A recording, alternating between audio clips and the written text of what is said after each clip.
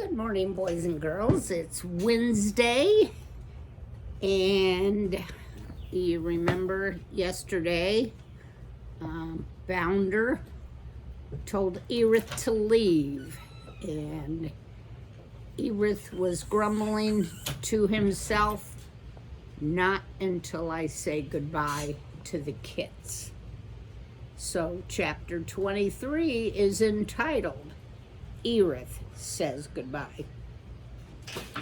It was the first time in a long time that Ereth had slept outside, and he made a poor night of it, tossing and turning. More than once, he almost fell off his perch.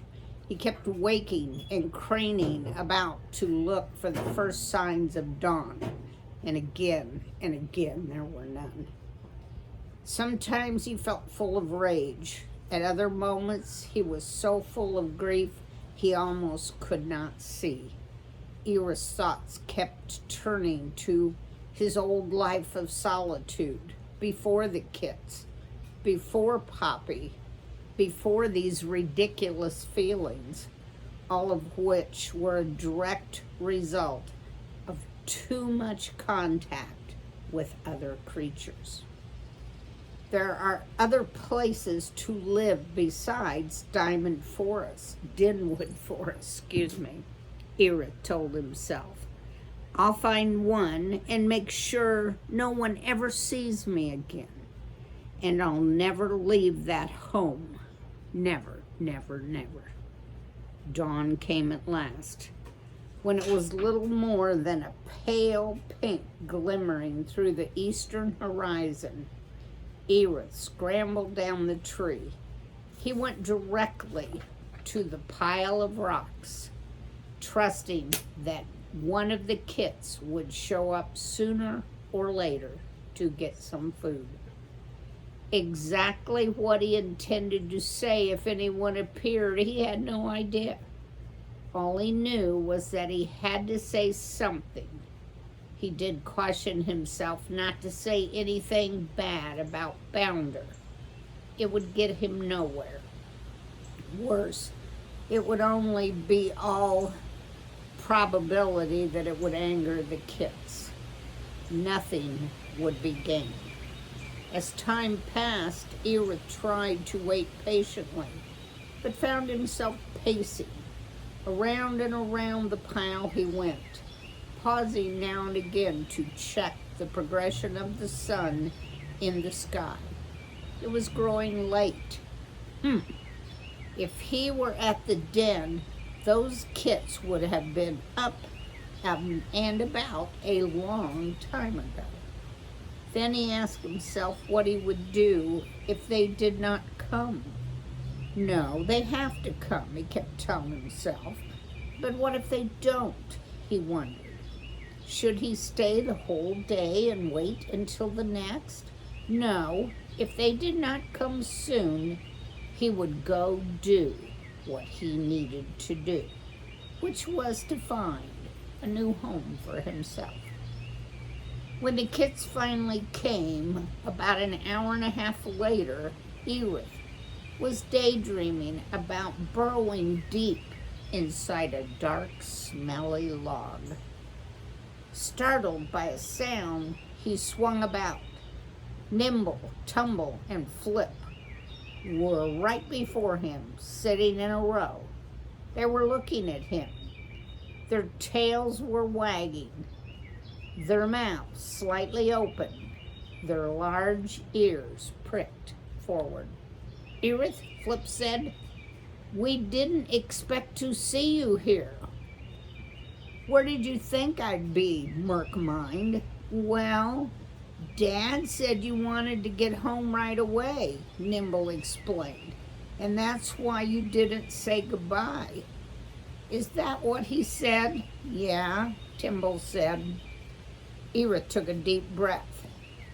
There was a great deal he felt like saying. All he said, however, was, "That isn't true. He told me to go." "How come you're all here?" he asked. Tumble said, Dad said we should have a huge breakfast together. Told us to come up and grab as much as we wanted. A feast, as much as we could carry. That's why. Ereth said nothing. Ereth, Flip asked cautiously, "Are you going home?" Eventually, Ereth returned, "But I needed to hang around." "Why?" Numble asked. I wanted to say goodbye." "Oh," Flip said. "Did you think I'd go without that?" Ereth demanded angrily. The foxes exchanged looks but said nothing. They had ceased wagging their tails. As Ereth considered them, he thought they seemed a little sad. Or were they only confused? Or did he only want them to have those feelings? Maybe they were just embarrassed. Maybe they were wishing he had not been there. Flip kept looking over his shoulder back toward the bluff, as if half expecting his father to appear. "Look here," Ereth began, though he found it hard to speak. "I just wanted to say I liked being with you." "It was fun," Flip said after a moment. "Fun," Ereth echoed sadly before continuing. "I really came to, well, like you. You taught me a lot." "Taught you?" Tumble asked. "What could we teach you?" "Oh, forget it," Ereth muttered helplessly. I only wanted to say," Ereth repeated, "that I'm glad I stayed. You're very nice." And Ereth struggled. "If you ever, well, need me for anything, you can come get me." "You never told us where you live," Flip said. "Cross the field through the forest till you get to the log cabin at Long Lake. Follow the trail south until you reach a gray snag. It's full of mice. I live right next to it, in a log." "Oh, great," Nimble said. "Maybe we'll visit you." "Yeah, right," Ereth returned, not sounding very encouraging or hopeful. Then he remembered that he was going to find a new home where he could live alone, so no one could find him. He didn't let them know about that. No one spoke. The foxes gazed at Ereth, then away, then down at their paws. Ereth, not trusting himself to look at them, stared at his paws too. "I have to go," he suddenly announced. "Be careful until you find that last trap." "Don't worry," Tumble said, "we will." Still, Ereth hesitated. "Hope things go well." "We'll be okay," Nimble said. "Okay," Ereth said. Abruptly, he whirled about, took 3 steps, and banged into a tree. "Puckered pine pits," he screamed. Then he backed off and stumbled away. After 10 yards, he stopped and turned around. The foxes were still sitting there, still looking after him. "One more thing," the porcupine croaked. "If I ever hear that of any of you gaggling idiots eat a mouse, I'm coming back. And if I do, I'll make your nose look like a cactus in need of a haircut. Remember that." With that, Ereth, not daring to look back, ran away as fast as he could. Chapter 24. Ereth and the Salt. Ereth waddled blindly through the woods. He barged into bushes, bumped into trees, slipped, stumbled, fell into pockets of snow. Each time he stalled, he snarled, swore under his breath, picked himself up, pawed his eyes clear, and pushed on. Only when he grew so weary that he had to rest did he stop and lean against the trunk of a tree. He did so reluctantly, gasping for breath. Briefly, he peered back along the trail he had just traveled to see if he had been followed.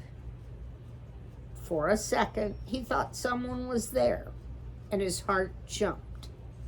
Then he decided he was just imagining things, and his heart sank again.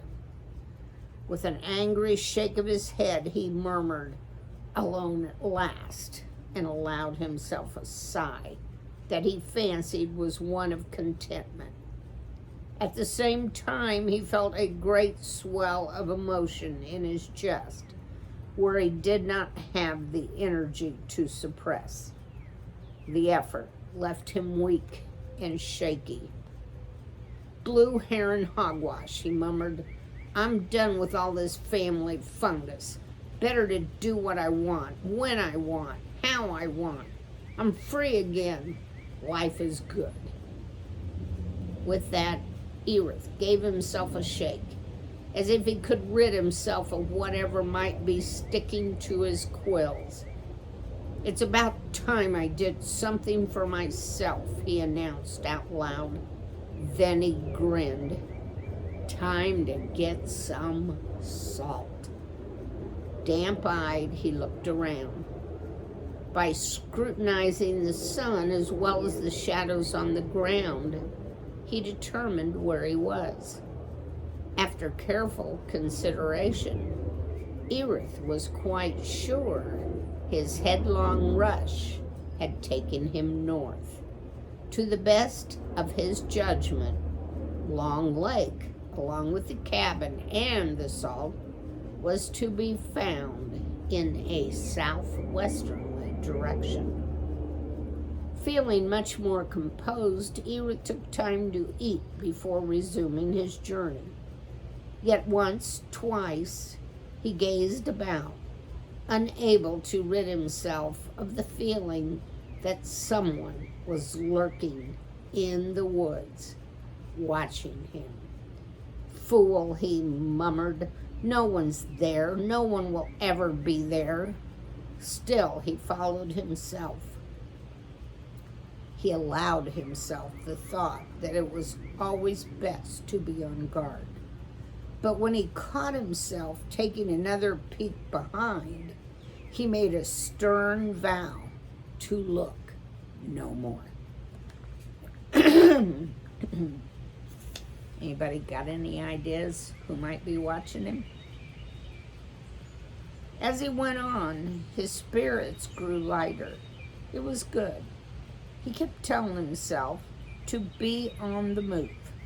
Good to have no responsibilities other than himself.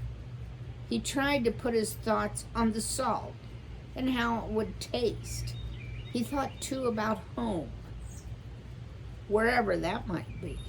Indeed, the old porcupine thought of many things, but never once did he allow himself to think of the kits any longer than the moment it took to regret such thoughts. All that he insisted to himself was over and done with, finished. Only once did he slip from his mental discipline when he suddenly shouted, "They didn't even say thank you." Then, that said, he vowed to say no more. It was done. Gone. Finished. The end. The porcupine pushed through the woods at a steady clip. The snow had receded, leaving great patches of brown, cold earth. The pine-scented air was bright and crisp, filled with buoyant energy. When Ereth decided he had gone far enough to avoid the field and the bluff, he swung southwest, trusting that at some point he would reach the shores of Long Lake. It was not till late afternoon that he rested again. Early winter shadows, like grasping paws, extended a stealthy hold over what remained of the crusty white snow. The porcupine fueled himself with a quick chew of some bark, then set off again. That lake should be near, he told himself, trying to ignore his exhaustion. As he hurried, there were a few times, desperate his earlier resolve, that he caught himself thinking about the kits again. What had they done all day? Had they eaten well? Did they do their chores? Had they had thoughts about him? Then, with a snarl and a mutter, salivating shrew slop, he angrily dismissed such thoughts and willed himself to concentrate on the salt that soon would be his. He reached the lake at twilight. In the dim light, its surface lay white and frozen. Ereth stared at it. It looked so cold and deserted. Suddenly, tears began to flow. Oh, why did I ever leave home, he asked himself. Because of my birthday, he recalled. No one paid attention to me. I was forced to go and get a present for myself. And look what happened. Well, that'll be my last birthday.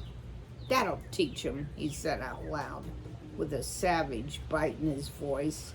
Salt, he whispered with desperation. I must get some salt. With new urgency, Ereth wheeled about and hurried on. Keeping the lake to his right, he skirted the shore. Sometimes, as he scooted across low, beach-like areas, the going was easy. At other times, the shore was irregular or boggy, clotted with old brambles. In those places, he had to push his way through or take long detours. Why is it always so hard to get to where you want to go? He complained. Night wore on. The white moon rose with brilliant promise, only to be obscured by clouds. A wind rattled the bare branches like old bones. Around midnight, snow began to fall. Fearful that if he stopped, he might never move again, Ereth pressed on.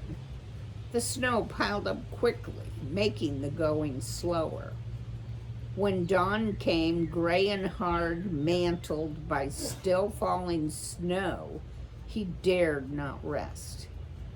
Then at last, Ereth saw the cabin. By early morning's thin light, it seemed little more than a dark lump on the snow-filled landscape. No lights were on, though Ereth reminded himself there was no proof the hunters weren't there. It was still early. The humans might be sleeping. He sniffed the air, trying to detect any hint of burning wood. None.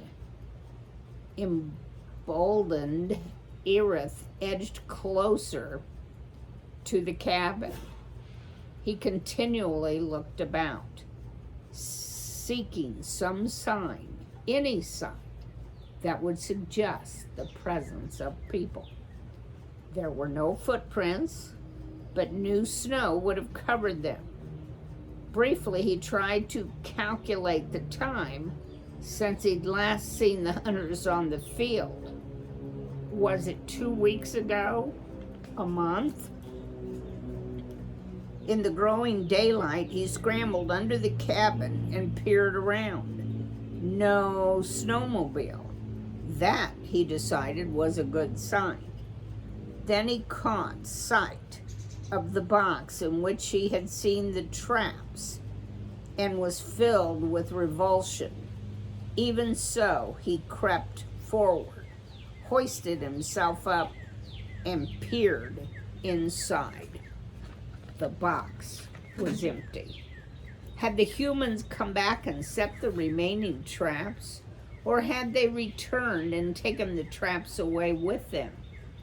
Cautiously, Ereth crept out from under the cabin and worked his way to the front porch. He went up the steps and put his nose to the door jamb. A tremor of excitement coursed through him.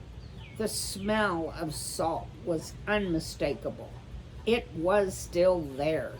His heart hammered. Oh, if he only could have some. So much would be mended. He crawled up to the window, the one he had previously knocked in. Not only was the glass back in place, bars had been placed over it. One glance and a disappointment Ereth knew there was no way he could get through it. He dropped down and butted his head against the door. It would not give. Frantic, he raced down the steps and around the cabin, searching for any way to get inside. He found none. He even plunged under the cabin in hopes he might discover an entry there. Once again, he was thwarted. "Hit the puke switch and duck," he shouted. "It's not fair. I deserve better. I've been treated badly. I should get something." Furious, feeling nothing but the cruel injustice of the world, he raced back to the front porch. Maybe he had given up on the window too quickly. In great haste, he crawled up and balanced himself on the windowsill. Perched but cautiously, he clutched the bars and tried to rattle them as if he were in a cage and trying to get out. The bars held, increasingly desperate. He reached through the bars and pressed against the window itself. It would not budge. Thoroughly defeated, he turned around. Only then did he see that right below him on the porch was another animal. He was about 3 feet in length and more than a foot tall, with short brown fur and small, round, dark eyes, which to look at them was almost blank of emotions. "Got you," said Marty the fisher. "Got you at last."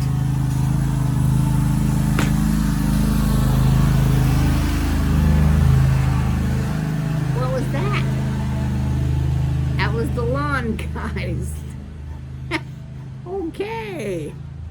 I thought the men had arrived on their snowmobile and we were in more trouble. See you tomorrow, boys and girls. Have a good evening.